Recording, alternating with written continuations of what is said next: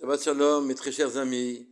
On est Shabbat Zachor, Parashat Tetzavé, 5783, Medaber Israël Chavim Miranana. On ne peut pas oublier, naturellement, de se souhaiter Purim Sameach. Dans la Parashat Tetzavé, le pasuk Vahai al Mitzrot Tamid, Leratson, Lifne Lahem, Lifne Hashem. Et il y avait parmi les Bigdei Kehuna, et chacun des habits du Kohen avait une vertu particulière, et le tzitz, la plaque d'or que l'on porte sur le front, permettait d'enlever, d'effacer l'impureté qu'il y avait dans les korbanot. Impureté, c'est-à-dire si le korban avait touché un des shmona shratzim, un des 8 reptiles qui est mort, ou bien que quelqu'un qui était tamé, qui était impur, avait touché le korban, malgré tout, le korban, le sacrifice pouvait être agréé. Il était sur son front en permanence. Et il ne pouvait pas détacher sa pensée du tzitz, de la plaque d'or qu'il avait sur le front, ce Kohen Gadol. Ceci fait naturellement allusion au fait que nous devions conserver notre gdusha en permanence, notre sainteté en permanence. Encore faut-il que l'on intègre dans la conscience que l'on a de notre monde la présence divine. En vérité, nous avons appris, avec la culture grecque, que l'on peut raisonner en se passant totalement de penser à Hachem, qui a créé le monde. On peut voir le monde qui est en face de nous, sans penser, sans intégrer, sans l'idée d'un créateur. On a appris à appréhender tout ce qui nous entoure, sans parler d'Hachem. Donc de notre conscience est absente l'idée d'un créateur, l'idée d'Hachem.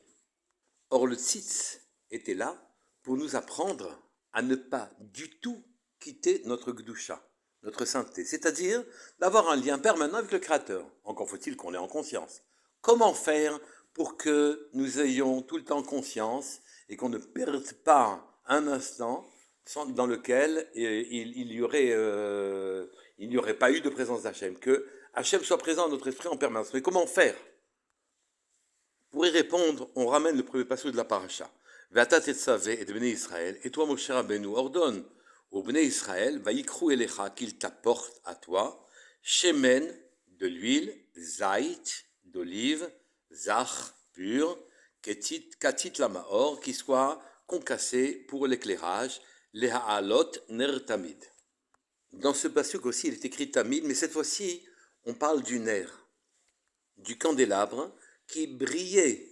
Enfin, il y a une des 7 bougies du candélabre qui brillait malgré la même quantité d'huile qu'elle contenait, qui brûlait depuis l'après-midi jusqu'à l'après-midi du lendemain, alors qu'elle contenait la même quantité d'huile. Elle brûlait en quelque sorte tout le temps, alors qu'elle avait autant d'huile que les autres bougies, qui, elle, ne durait, car on y mettait d'huile, que pour qu'elle brûle jusqu'au matin. Ce miracle était dû à la tzidkout, naturellement, des Kohanim et des Bnei Israël qui avaient le Beit HaMikdash. Vous savez aussi que la menorah symbolisait la lumière, la chokhma. La chokhma et la lumière sont très voisines l'une de l'autre. La menorah que l'on allumait, le candélabre qu'on allumait, apportait la chokhma au monde entier. Une chokhma qui intégrait naturellement la présence divine. C'est-à-dire on comprenait les choses en y intégrant la présence divine, et tout était aussi clair pour nous que c'est clair pour aujourd'hui, pour les goyim, d'une manière générale, sans que l'on parle d'Hachem. Je dois vous raconter une histoire qui est rapportée par le Khatam Sofer. Son Rav, le Baal Hafla'a, le grand tzaddik Mekoubal, Rav Nathan Adler, a fait une remarque sur ce pasuk. Et il s'est étonné que ce soit marqué Shemen Zait, de l'huile, en quelque sorte d'une olive. Donc à peine une goutte d'huile, car on frappait l'olive, et la première goutte, celle-là était réservée à la lumière de la menorah, et donc avec une goutte d'huile, il a demandé, Moshe Rabbeinu, littéralement, au Bnei Israël, d'amener shemen, de l'huile, zait, d'une olive. Et, dit Rav Adler, les Bnei Israël ont amené, faisant confiance à Moshe Rabbeinu, de l'huile, une goutte d'huile pour allumer la menorah. Et la menorah a été allumée tout le temps qu'elle devait durer. C'est-à-dire qu'une des nérotes, une de ces bougies ne s'éteignait pas jusqu'au lendemain. Et on rallumait les nouvelles bougies à partir de cette bougie-là. Or, tout ceci était sans aucun rapport avec la quantité d'huile qui avait été amassée, qui avait été réclamée par Moshe Rabbeinu et qui avait été apportée par le clan d'Israël. Le clan d'Israël avait fait confiance à Moshe Rabbeinu et il a demandé une goutte d'huile en quelque sorte. Bon, on exagère un petit peu, donc il avait demandé une toute petite quantité d'huile et il a fait fonctionner, éclairer la menorah avec cette toute petite quantité. Pour Moshe Rabbeinu, il n'était pas question de créer une fête comme Hanouka pour un miracle comme celui-là, car pour Moshe Rabbeinu, les miracles sont fréquents, y compris sur les quantités nécessaires pour alimenter en huile la menorah. Ça ne posait pas de soucis, il n'y avait rien de particulier pour Moshe Rabbeinu. Par contre, les Bnei Israël, qui ont fait confiance à Moshe Rabbeinu quand il leur a demandé de ne lui apporter qu'une très faible quantité d'huile, là, il y a un miracle. Et un miracle qui était provoqué par ce qu'on appelle leur émouna, leur confiance dans Moshe Rabbeinu et dans le Créateur. Leur cœur était plein de confiance dans le Créateur, dans Hachem, qu'ils pouvaient allumer les lampes pendant 24 heures avec une quantité sans aucun rapport avec cet allumage. Et ils se sont empressés d'amener cette goutte d'huile, entre guillemets, certains que ça se passerait comme Moshe Rabbeinu leur a dit, de la même manière qu'ils ont suivi Moshe Rabbeinu quand la mer devait s'ouvrir devant eux. Pour Moshe Rabbeinu, que l'on mette un peu d'huile ou beaucoup d'huile, quelle différence? Dans tous ces actes résidait la bracha d'Akadosh Baruch Hu. Mais en fait, c'est la émouna des Bnei Israël. Émouna, la confiance parfaite, la certitude que ça allait se passer comme Moshe Rabbeinu le voulait, le souhaitait, avait dit. Cette confiance est créatrice. Elle crée la situation. Elle crée le miracle. Emouna, confiance en Hachem, vient du mot omen, nourrice. La nourrice donne le lait nourricier, en quelque sorte, au bébé et lui permet de vivre. La confiance en Hachem, hors toute logique humaine, fait vivre en nous cette idée-là.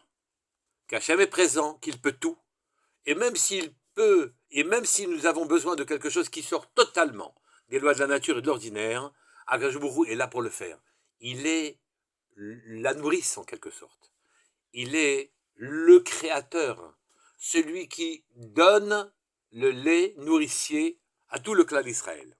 Et si le clan d'Israël, le peuple d'Israël a besoin d'une situation particulière, il est là pour la donner. Donc ce miracle de se lier avec Akadosh Baruch Hu en confiance a permis au candélabre de fonctionner toute la journée, jusqu'à la journée suivante. Mais dans ce même passage, c'est marqué le halot ner tamid, pour faire monter une lumière permanente, une lumière qui ne nous quitte pas. Car il y avait le ner ma'aravi, dans la menorah, qui brûlait depuis le moment où on l'avait allumé jusqu'au lendemain, 24 heures plus tard, et on rallumait les nérotes du candélabre à partir de ce nerf-là. Il y avait permanence, tamid.